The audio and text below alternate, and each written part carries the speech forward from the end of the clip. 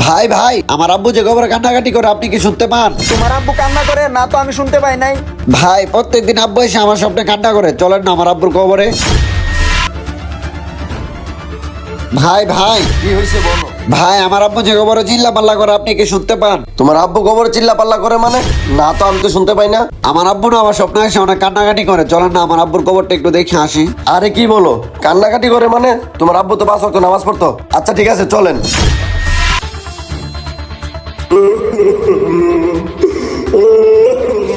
আরে ভাই, আপনি কান্না করতেছেন কেন?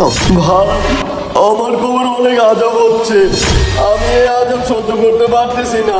ভাই, আপনার কবর আজব হচ্ছে মানে?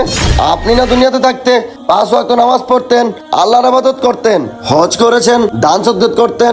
আপনার তো এদিনখানে মাদ্রাসাও আছে, তাহলে আপনার কবর কেন আজব হচ্ছে? হ্যাঁ ভাই, আমি দুনিয়াতে থাকতে 5 ওয়াক্ত নামাজ পড়েছি, আল্লাহর ইবাদত করেছি, হজ করেছি, রোজা রেখেছি।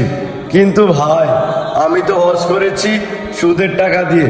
ভাই, আমি দুনিয়াতে থাকতে শুধু একটি ভুলই করেছি, সেটি হলো আমি শুধু সুদ খেয়েছি।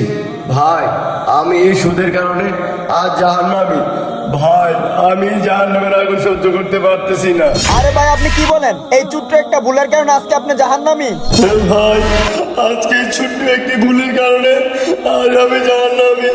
ভাই, আমি জাহান্নামের আগুন সহ্য করতে পারতেছি না ভাই।